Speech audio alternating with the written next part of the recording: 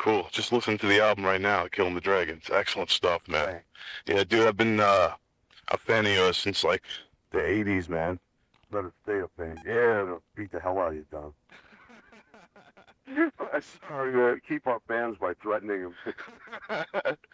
Cool, man. Now, you've been obviously rocking out for a very long time. How does it feel to be hailed metal legend at this point in your career? Well, it's nice to be thought of in those terms. I think, what I've always tried to do is not listen to what people say about you. Right. I got burned out early on in life. Once you start believing all of the praises that people put on you, whether deserved or not deserved, especially if they're not deserved, I just think it makes you a lesser person. I never really wanted this kind of a mantle. This comes to you, I guess, if you do something right or if you work with the right people, which I certainly have. But it's a wonderful compliment. But I try to understand what I am myself, so I don't get sidetracked by too much praise. Right. I know I'm good at what I do, but and again, it's a wonderful compliment. But I try to say thank you and not think about it anymore. Right, yeah. That's cool. You keep your feet like on the ground. You have to, I mean, it's so easy to get caught up in what everyone wants to give you to be part of what you are, and most of the time you find that those aren't very sincere things. Sometimes they are, but mostly they aren't. So you're a bit wary of it, and so you just take a step backward and deal with yourself. I mean, after all, you're the one who lives in your body. You're the guy who has to look in the mirror every day and go, Right. like today, So again, I just try to again keep as grounded as I possibly can. Right, cool, man. That's very cool. Yeah, and you have a definitely impressive career, so you definitely deserve all the kudos you've gotten. And it's really cool that that you do keep your feet on the ground, and it hasn't. You stay true, keeping it real, as they say. Got to thank my folks for that. They brought me up to feel that way to think that you're not better than anybody else, and you're not worse than anybody else. Right. You're there with an equal playing field, and it's up to you to make the difference. But you'll find in life that you get a hell of a lot more out of people when you're good to them, when you're honest with them, when you say thank you and please. And it's just the way I thought everybody was supposed to be brought up. Obviously, this is a totally different world we live in, and those same values just sometimes. I mean, the values apply, but the method of getting those values across and then having them accepted seems to be pretty damn impossible these days. So I'm going to give all that credit to my folks for bringing me up a good way. Yeah, cool, man. Now, what would you say is the biggest misconception that people have of you? I think probably the biggest misconception, because of all of the of the changes that let's face it, that everyone really goes through in this kind of a business. You don't find too many Rolling Stones who stay together all that long. There are, or Sport or Aerosmith, and let's face it, they've all had problems as well as they've gone along. So it's really hard to keep it together like that. But I think that once you do make changes, or if you've been changed yourself, which I have at times, I think that sometimes misconceptions go along with that leaving the situation. Someone will say, well, he was really hard to get along with, or that's the misconception, that I'm a tyrant and I'm, extremely hard to get along with and probably not very caring about anybody else, which is the farthest thing on earth from the truth, because I've only ever wanted to be in a band. I never wanted to be Ronnie Dio. I wanted to be Ronnie, who was the bass player in the band, who wasn't the singer. I got pressed into having to sing because the rest of the guys stuck. So they made me sing, and it was easy for me because I had a lot of training as a trumpet player early on in my life, and I just applied that to it, and had a brain enough to be able to do that. So I think that the greatest misconception is that that I'm very difficult and very dictatorial. And again, the people who know me best and those whose opinion I respect would tell you that that's absolutely untrue. All I want is perfection. And I realized early on in my life that perfection is something that you can never achieve once you've got a goal to try to reach it. So if you're always going for that perfection somehow, I think that seems to make people think that you are a dictator or a tyrant, that it has to be your way. In my case, I worked hard at it and got to the point where the things I was doing were successful because I knew how to do them. And so we just always use the same method. And maybe sometimes the lack of what seems to be a lack of change anyway seems to be attributed to somebody with just a hard head. But that's the misconception, and I'm here to defend myself, Don, and tell you I'm not like that. Cool. Now, as a being around the metal scene, are you happy with the direction that a lot of the metal has taken recently, like the new metal and the rap metal and stuff? Well, from my perspective, it's a lot different, Don, because I come from a real musical place, I like to think. Especially as I told you before, I started playing the trumpet at age 5. Right. Oh, wow, really? For a long time, and played orchestral music most of the time, and got very well versed in music itself. And then when I discovered rock and roll and it captured me like it did everybody else, I was able to apply those same attitudes musically and all that into the music that I was making and the music that I was singing or the music that the band I was in was playing. Right. But God, I forgot where I was going to go with this, Don. I had it there for a moment. What the hell was the question? Oh, about the new state of music. There you go. Okay. All right. So when I came up, listening to rock people, and from the Beatles to Zeppelin, Purple, these people were Jeff Beck. I mean, just the greatest players that I had ever heard. Right. And I wanted to be like that. I wanted to be able to sing with melody and sing with power, write songs that had musical content, play with guitar players that were really technically good and knew the music. And that's something that I don't hear these days. I hear the great guitar players these days play those wonderful solos that they have wonderful riffs. And I don't hear the singers either, trying to be like, making that instrument, that the voice do more than just, sometimes these days just kind of be a little bit more guttural. So, for that matter, I'd say I'm not as pleased. But then again, we're talking about a form of music that is now, like every other form of music, been chopped up into pigeonholes. Right. When it was heavy metal before, well, it was what you had for heavy metal. Now, then suddenly heavy metal became something else, and what was heavy metal became perhaps hard rock, and then the heavy metal that is become, et cetera, et cetera. Yeah, it all shuffles around. Sorry? It all seemed to shuffle around, like you said, all the genres. Yeah, so you don't really know anymore what is heavy metal anymore. So I just think, hey, we're a hard rock band, I mean, we'll be what you want to call us. It doesn't matter. It's not going to change the style of music we make. Yeah, right. So again, the things that are heavy metal today are not the heavy metal things of my day, perhaps. So it's harder for me to accept this kind of, I can accept the change, doesn't matter, but I don't want to be inside of that change. I don't want this band to be what this generation of people are, because music is such a generational thing. Hell, you got a generation of music, it's yours, and you got younger brother and sister. They come along, but they're probably not going to grab your music. They're not going to grab your mom and dad's music. Right. They're going to say, hey, this is my music today. So music is a very generational thing. So to try to think that you can jump onto that bandwagon, which is so many generations removed from you, I think is silly. Do what you do best, and continue to do what you do best. Those are the secrets. Continuing to do it, not to go, oh, that music's successful now, I think I'll try that. Yeah, right. People remember you for the things that you grab onto and the things that you really, really believe in, and they can tell if you're chopping and changing all the time with different kinds of music, whether you're serious or not. So again, in answer to the question, I mean, I accept what they do, and it's cool. I mean, the rhythms are great.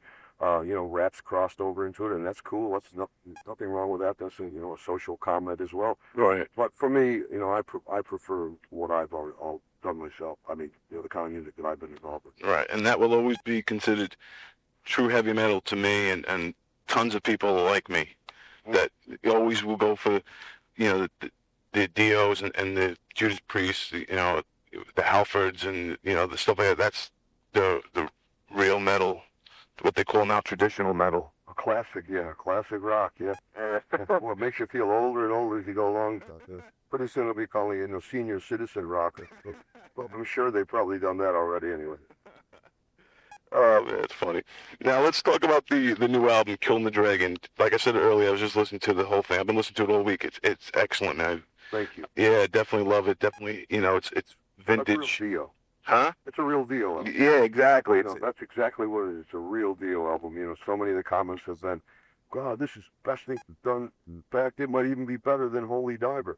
And, I mean, wonderful compliment, because that was a very successful album and a lot of fun to make, and it's been a lot of years since we've done that. All right. But think that, it was something that was necessary for us. We needed to get back to what we were. I think we were getting confusing to the people who had always followed our kind of music, and even confusing to ourselves, because we tried to do a little bit of what we just talked about in the prior question. Right. We tried to be a little bit more modern. We had a guitar player who played that way, so we tried to adapt ourselves in that manner, and and maybe even thinking that we will cross a little bit of a generational barrier here. But the music became, as I said, confusing to all. And so this was time, after 5 or 6 years of being rather confusing, for us to get back to what we were supposed to be. So we didn't try to make an album like Holy Diver. We just wrote an album of songs. That's just what Holy Diver was, and Last in Line. They were all just a collection of songs that drove the album. And in this particular case, we were just ready to make this album because we hadn't in so long. And plus the writing collaboration between myself and our bass player, Jimmy Bain. Jimmy and I have been together, in a lot of forms since 1976. Right. Both played Rainbow together. And then, of course, he played all the way through Dio. And a lot of the writing that was done by Jimmy and I in the early days, in Holy Diver, Last in Line, etc., etc. Right. So I think this time, because Jimmy and I wrote almost everything on this album, there are credits for other people. 2 of the songs were myself, Jimmy, and our new guitar player. But the other 8 songs were done with when Craig Goldie was still in our band, and he was rather uninterested. And I can explain that situation if you like, but just in telling you that we didn't get anything from him, so it was forced upon Jimmy and I to write. And I think what happened was that just the natural, what Dio was before, came out because it was he and I doing the writing. Right. It became that natural Dio thing, and then we added Doug Aldrich, our guitar player, and that just solidified everything, just made all the difference on earth. So that, this album was, we didn't set out to try to do Holy Diver. We just tried to set out to make a good album. And because of all those circumstances I mentioned, it's going to be, compared to Holy Diver. Good. I'm glad it's compared to that and not to, some of the other things I could mention, with that alone, of course. Right. Now, I think it's excellent. I'm really, for one, I'm happy that you went back to the vintage Dio sound, because that's what I guess love it, man. I think I am too. Okay. Now, what happened with Craig Goldie? Well, Craig, about a year and a half ago, maybe a little bit longer than that, we embarked on a first European tour with Craig after we had done the album Magica. Right. Went to Europe and got to Denmark. And the first show, he met a girl that he eventually married about a month later. Wow. She had 2 pre-teenage children already, and he moved them here, of course, as she should. And then she became pregnant again, and in January they had another child. So while we were writing for this album and thinking everything was going to be all right, Craig had created this, this real responsibility for himself, which seemed to us, especially Jimmy and I, it was going to be a situation that was going to end in tears somewhere. Right. How on earth was he going to be able to tour with us when we needed to tour, at the drop of a hat? I mean, here's a guy who's got these responsibilities. If they were my responsibilities, if someone said to me, okay, time to tour, I'd say, stuff it. I've got a new baby. I can't leave my wife with 3 children here. Well, I understand that. But, he's the one who created the problem for himself, not us. And we tried as long as we could to actually work around it so we could keep the status quo going. Right. But when we found out that, his interests were not our interests, his were the responsibilities to his family were his interests and not what we were doing, then it was time for us to cut him loose. And so we did, and then we were able to find, luckily for us, Doug. Cool. Yeah. Now Doug came in, and you guys recorded all the songs with Doug on this album? Yeah, we did everything with Doug. Yeah. Cool, man. He freaking rocks. Oh, I'll tell you, the kid, he's absolutely super. I mean, when he started playing, just when we started to play with him for just one day, the kind of an audition-y kind of thing, we just like, oh, this looks like he could be the guy. And then when we started recording, I mean, it was just so evident that he knew what Dio was supposed to be. Right. That was the difference. He's such a great guitar player. Like any great guitar player, he could come in and impress his own things on it that he wanted to. Hey, I think we should be more bluesy. Let's be a blues band. Right. That he understood right away and wanted to be what a Dio guitar player was supposed to be, and that is what he accomplished. Forget his other accomplishments, his great playing, his solos, his technique.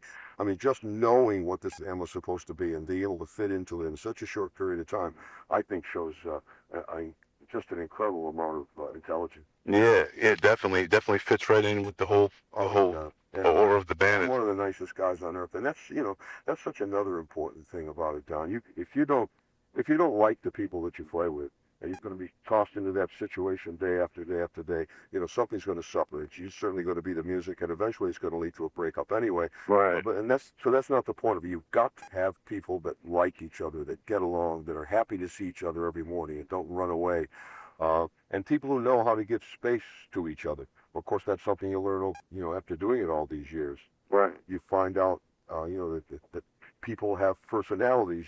Sometimes you forget that they do. It's always supposed to be hard work, and because that's what I do. I just work all the time, and I enjoy it. I get off on it so much that I expected everybody else I used to expect that everybody else felt that way too. Right. You learn that early on in your life.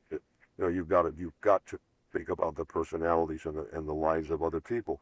So, with Duck being the kind of person he is, he just fit in perfectly. And now we have this real cohesive thing that really likes itself a lot. And, I'm very proud to be able to play, with this album and the old tunes too, because, the old things that we did before, a lot of times when you get a new guitar player in, Vivian Campbell in the early days is such a great guitar player. Yeah. Created such incredible solos, and everybody was really knocked out by him, as they should be. And Doug was as well. Right. But just the idea that he feels that those solos were so important that he's going to play them the way they've played it. He's the only guitar player that we played with who was, first of all, not only capable of doing it, but felt they were so important that he wanted to stay true to them. Oh, So, cool. again, another brain cell for Doug. Right. Cool. That's excellent, man. So he's keeping like the tradition alive, so to speak. That's excellent.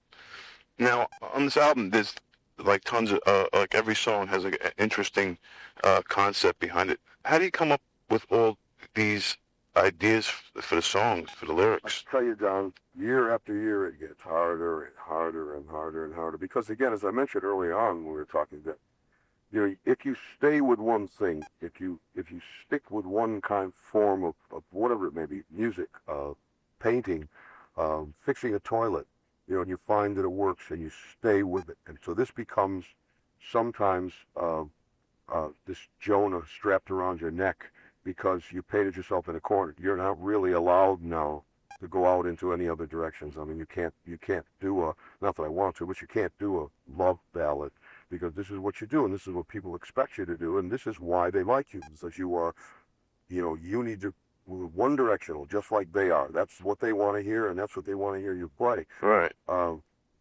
So I forgot the question again. I gotta stop talking. So I was talking about the concepts behind the... Oh, right, yes. Again, thank you, Don. Thanks for having a memory, or maybe being able to remember the question. Again, you write around so many subjects all the time, the same subject, that it gets hard to put it in different words. You start being repetitive. For me, it's easy to find subject matter most of the time, because I just deal with the world. It's people. You talk about people. In the case of a song, one of the songs on Chile Dragon, which is called Better in the Dark. Better in the Dark is, it's about a woman, or girls, who is not very attractive. In fact, probably ugly to the point that the only way this chick's ever going to get laid is in the dark. So that's what the whole song is about. So running with monsters in shadows, because monsters always know it's better in the dark. Right. So again, a rather oblique subject, but again, about people. There are people like that who, just the only way I'm going to get laid is, somebody's got a blindfold on, or if I go to the house with a blind somewhere. So maybe a little bit of different humorous twist on someone who's not quite so attractive, but again, it's subject matter about people. Like cool. The song Rock and Roll is not even just about people. It's just about the world of people. That song, we were writing it. Can I carry on with this? I don't want to stop your question. Oh no, sure. Yeah. If you let me go, you're never gonna get up. But anyway, this song Rock and Roll, we were writing at the time. It was in August. We started writing for this album in August. I was writing at the time that the World Trade Center tragedy happened. Right. And after that happened, we declared war on all terrorism. So that meant that anything that moved was going to be a liable target, and that I also knew that some of our young men and women were going to be sent somewhere, and some of them were going to die. Mm-hmm. I called New York. I called Eddie Trunk. Yeah. I called Eddie up, And because I'm, from New York, I'm from upstate New York, but I'm a New Yorker. Right. Cool. Called because I had so many friends there, and I just wanted to say from, the musicians in L.A. here that to us it seems so surreal. It was like a bad Japanese film watching it on television 3,000 miles away. Yeah, really. Really got the impact that anyone living in the city did, of course. But I wanted to make mention that, to everyone that, we understood what was going on. We were on their side, anything that was needed, and all the things that, that I wanted to say for many people was I could say it for. But at the same time, after that, Eddie said to me, "Do you know that they censored some of their music?" I said, "Hey, what?" I said, "Yeah, they won't play, like 2 or 3 songs I'd done with Dio, a couple songs I'd done with Sabbath, some Priest songs, some Maiden songs, because they seem to be not quite politically correct for the time." Right, right. And again, thinking that, these kids are going to be going off to war somewhere. Okay, so I could just envision what's going to happen. The kids are getting on the plane, and, General comes says, "All right, now, thank you for fighting for our country, and go over there and shoot your guns," and whatever the hell they say. "Oh, and by the way, we're taking some of your music away. I forgot. Okay, bye." I mean, hold on a minute. Rock and roll is not, some 10-year fad that's happened. Rock and roll is an ingrained part of the world now. And most people, when they hear a song, whether it be a rock song, a metal song, an operatic song, whatever kind of song it may be, it stirs things inside of it. It stirs perhaps the memory of home, the memory of family, the memory of a good time. A song sometimes can get people through a difficult period in their lives. But no, let's take it away from it. So that just angered me so much that I wrote this song called Rock and Roll, which again is a very broad landscape for the title, but hey, that's what the song is about. Right, right. Taking rock and roll away. And in the middle of the song, I think it sums it up to me. It says, "Send your heroes off to war, but whisper in their ear, never cross the song police. They can tell you what you're going to hear again." And just the thought of there being song police was just abhorrent to me. Yeah, I thought we had gotten past Pipper but apparently we haven't. I know, right? And also, like you said, that these guys are going to war to fight for our freedom, and meanwhile they're taking some of our freedom away. Exactly right. So, I mean, again, I never really thought that my attempts at being political or being an activist of any kind were ever going to make any difference. I thought early on perhaps they would. I wrote environmental kind of things. Children of the Sea and Sabbath was one of those. And I thought, well, maybe this will make someone aware. And time goes on, and I've written other songs like that to make people aware of things. And you know what? They're not aware of anything. They don't even suspect anything, I don't think. So, I didn't write this song so it could be a rallying cry for anyone to change that, because I don't think it's going to change anyway. But it was written because it was a very personal thing to me. Right. Personal statement, and I do have the luxury of having a stage that most people don't. So, it was a statement that I didn't think was going to change much, but at least it was a statement that we all could make. So that statement was for everybody. Cool, very good. And on another track, you made another statement about throwaway children with the prostitutes. Children prostitutes. Yeah, that's a very personal thing to me. I've been a part of the charity called Children of the Night now for about 10 years, and have got to know the kids who are taken into the home, who are virtually ripped off the street from their pimps. And most of them are condemned to death anyway, because most of them now have HIV. Right. And they don't really last too long. Some of them do, not many. But anyway, got to know them through the years. So a lot of them who are no longer here, and some who are just starting on this path. And when I first got involved with Children of the Night, I realized that this was my fault too. Not from a abusing kids standpoint or anything like that, right? Because some of these kids wanted to be like me.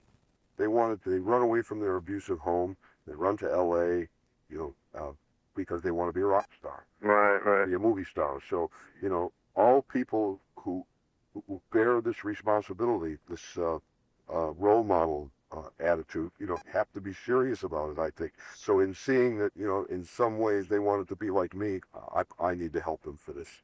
So this particular song, Throwaway Children, was inspired by a poem that was written by one of the kids who's no longer with us, and she entitled the song "Throwaway Children" because she said that's what we call ourselves. We consider ourselves throwaway children. Oh wow! Well, I thought that was just just so heart wrenching. But I'd become a little bit more toward us, more unaffected by it, perhaps because I got to know the kids, and it's almost like being a surgeon, and when you start picking up operations, I guess you don't get queasy in your stomach anymore. You're calloused. But it hasn't changed my feelings about this, and my wanting to continue to help. I mean, we built a home for the kids and school, and just a wonderful place for them to learn a trade, or to have people around them when their sickness reaches a point of terminality. So anyway, the song is about that, about what these kids who virtually live on the streets, who are afraid of anyone who smiles at them because they know what the smile means. Right, yeah. Little girl, and it's just just so heart wrenching to me. I needed to make that statement. That song was originally going to be written for a project we were going to do for Children of the Night. We had done one before called Hearing Aid. We were going to do another one exactly the same way for Children of the Night. Oh, like We're Stars? Yes, that's right. Yeah, I remember that. That was great, yeah. So we wrote this song, Throwaway Children. Craig and I wrote this one after we wrote Magical, when Craig didn't have any responsibilities. And this was going to be the song, but the people of Children of the Night felt they needed something a bit more positive. Thought this was a bit maybe too depressing. There are two ways to do it. You can depress people to a point where they feel so damn guilty they'll do something about it, or you can say, no, this is going to be cool. We'll overcome this. Let's get together. And that's another way to do it. Well, it's it was their decision to make. It wasn't a problem for me. Luckily it gave me a chance to sing that song myself because it was going to be partners with some other singers. It's something that was such a personal statement, and I'm very glad that I was able to do it myself. But we're going to carry on and do the charity anyway. Cool. On that tip, what do you think about all this stuff with the priests, molestation, and all that stuff? All I can say is anyone who hasn't seen a cover of an album called Holy Diver. Yeah, that's where I was going with that. Yeah. Exactly. I mean, the whole point about Holy Diver, the cover, was not, the question always been asked me, why do you have a monster drowning a priest? The point was, I wanted to do that so people could ask me that question, because my answer was always, how do you know that's not a priest drowning a monster? Well, now it all comes back around, doesn't it? That white-collared figure in the water is a monster. Yep. So yeah, it comes full circle. The album cover wasn't meant to point its fingers at priests in general. Mm-hmm. It was only a metaphor of some kind, really, just an image that was supposed to be perhaps more shocking when you see a religious person being killed. Obviously you're up in arms about that. How could you kill a man of God? And by the same token, these days, how could a man of God go up and procure the little children in this parish? Exactly. Like I said, it comes full circle, and I think Holy Diver says a lot when it comes to what's going on. Yeah, I remember it, man. I used to have to hide that album because. It's funny, but I know a lot of guys. A lot of guys were young when we did that album. Kids were going, "Oh, this is great! Sign this." Well, I can't let my mother see it. Exactly. Or a Dio poster. I mean, that was like completely forbidden. You can't have one of those. Oh, that's the devil. In actuality, all it was, as I said before, was a way to say, judge people by what's inside of them, not what you see outside of them. I mean, what a wonderful moral ethic, but the way that those who don't take time to find out what it's all about, the way they treat it is always, that's evil. No, you can't have that. Maybe if more people talk to the kids about these things instead of just saying blankly, no, you can't have that there, perhaps the world will be a little bit better place. But, I'm not going to have a go at your folks. They grew up in a different time. They were in a time when this was, the personification of evil, anything that looked like that. And they were just, honestly trying to protect the children from it. But they grew up in this other time when there usually wasn't, let's sit down and talk about it like they do sometimes today. Right. Hey, with the amount of, juvenile delinquency and, what the children do these days, I mean, I don't know if anything is the answer. I don't know what kind of upbringing. I mean, I certainly would not want to be a parent at this day and age. I really would. Yeah, it's tough, man. Tough that. Now, the first single for this album, Push. You guys made a video for this? We did, yes. Awesome. Now, when's the last time you made a video? You know, it must have been about, I think the last one we did was for a song called Wild One, which was on the album Lock Up the Wolves. That was the last one, and that was in 1992, I believe. So I think we're looking pretty close to 10 years here. Wow, cool. It might have been 1990 even, so it might have been 12 years. And it was really cool because we, I shouldn't say we, our director, his name is Billy Shack, but all this crew came in from New York, out here to LA where we did it, and we did the thing for the song, and I think it's going to be, you know, the bulk inside of it is going to be, you know, we tried to keep it classical Dio, but with a more modern video look.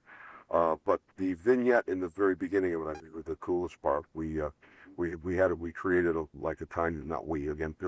a tiny little story in the beginning of it, and we were able to get 2 guys from Tenacious D to do it. That's cool. So and I got a chance to meet Jack and Kyle, and Jack is great because he's like the ultimate rock fan anyway. Just loved it all, and it was so funny to me because he was so nervous in front of me. He goes, "Oh, I'm really nervous." I said, "Well, how could you be nervous? And you don't know what this is like." So obviously, I know what a big rock fan he was. You know, just getting to know him, and you know, well, in the beginning of the thing, they're out in front of a store with a guitar case open and money in it, and they're busking out in front, and they're doing Holy Diver, and Jack changed the words, and they're quite funny. So one of the lines is about managing the Lakers. I don't know how he got that in there, but it's funny, and I think it'll set it up really nice. Cool, man. That's awesome.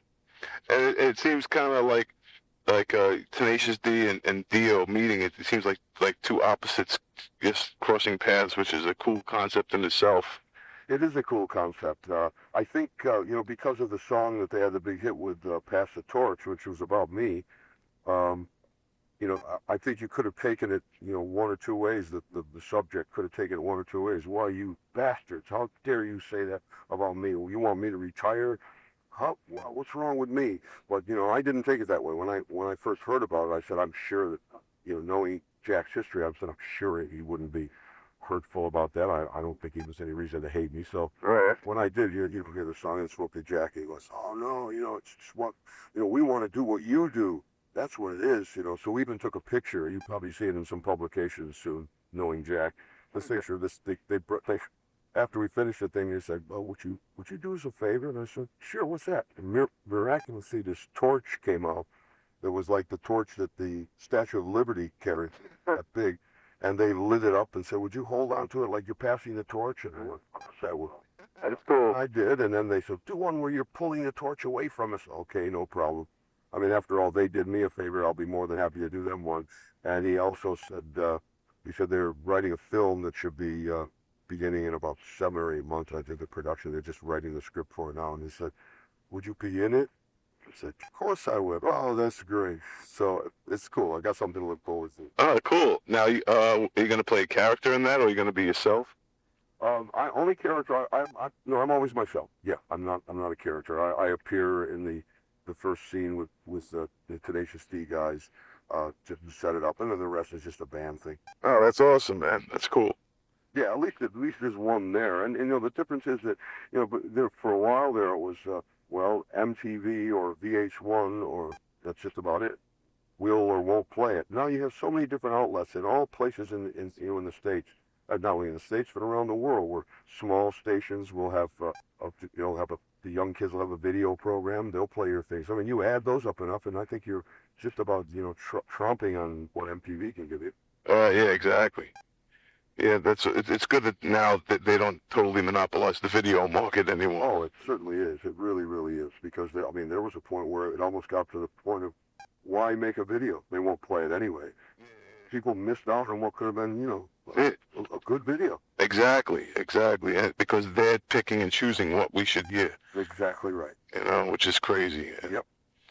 Now, you were quoted as saying, I read in the press kit here, that the computer has become the god of modern society. Well, more that it could become the god of Mars. Oh, okay. I don't think we consider it to be a god. I'm sure there are some scientists who consider it to be somewhat of a demigod, Right. or a god of some kind, but I wouldn't go that far. But what I'm only saying is what great science fiction writers have been saying for 20 years now, all right, not longer, because I love science fiction work because it's usually comes out so true. Right. You know, 10 years before the fact. I mean, a la Arthur Clarke in 2001. Yeah, right. Point to a lot of other examples too. So in reading this, that people will always come up with a premise that if you allow too much power to we'll use a computer for example, too much power to a computer, the computer may at some form create its own mind and then have its own will and eventually impress its will on the people who created it. So thereby certainly either killing off humanity or certainly diluting it to a great degree. Now, I'm not predicting this. I'm not saying that this is going to happen. I'd like to think that we as people are not quite lazy enough we're going to let them do everything for us. But there is the danger. So within killing the dragon, the computer was just another example of could be a future dragon that needs to be killed, because the other two verses dealt with a real dragon, then a bad king or a bad ruler, and what people do when that happens always is they'll rise up eventually against injustice and say that's it and kill the dragon. So to put it in a final perspective, or at least a future perspective, I use the small GOVS with electrical hearts, the computer end of it, just to make one more example of a dragon to kill. There are more out there, many more, but unfortunately in songs we don't have a lot of time to tell you about all of it. Right. Cool. Now, are you a computer user or? I am, yes. I'm a computer user, and this is the very first time that we recorded in a completely digital manner. Oh, cool. We recorded this album with a software called Pro Tools. Right. We have one of the state-of-the-art things that they're using, or certainly not, but there are other things probably a bit more, a bit better here and there, but it's kind of one of the standards that they use. And I like everybody else who grew up in the analog world. You become kind of frightened of technology sometimes. Well, why should we do it that way when we know we can get it this other way? Right. So what you have to do is you have to examine the situation, listen to things that have been done that way, so that you realize that it can be done, so that it sounds as though it wasn't, a digital recording. And the most important thing, you must have a great engineer, someone who understands the concept. And we've had that for the last 3 or 4 years, but this is the first time I've allowed him to do it completely digitally. And he's the one who made the difference. He just knows how to do this. He knows all the phasing problems that come from digital going through into the mastering system. He's just brilliant. So this is the first time. So I don't. It took a while, but I'm not balking against it. I mean, I'm very connected myself. I think the computer is such a wonderful tool. I have a small studio in my home, and it's digital. But I would never do a final product there. But it's giving me the opportunity to learn what we were going to do with Pro Tools and to be comfortable with what he was going to do. I think the great danger usually is if you don't understand the process. Someone says, "Oh, it's going to be completely digital." You say, "Oh, well, what happens when it comes to?" If you don't understand about it, you're going to ask the wrong questions, of course, and you're never going to be, completely satisfied. So, luckily for me, in learning what I had to learn in my own studio, and again, being very aware of what computers can do and can't do, it made it a lot easier for me to accept it. So it wasn't a problem at all. And I thought the final results, and I think anyone who hears this record, in fact, most of them said, "You did this digitally? Ah, that's unbelievable." But that's, again, a matter of first having good ears. If you know what you're supposed to sound like, well, that's what you'll get at the end of the product. I mean, I don't see it in any way, shape, or form. Anyone could say, "Oh, we did it digitally. Okay, we've done it digitally now. God, it doesn't sound the same, does it?" Oh, well, why not? Well, because you didn't hear it the same way. You've got to hear it one way. You have to know what your goal is. What are you looking for?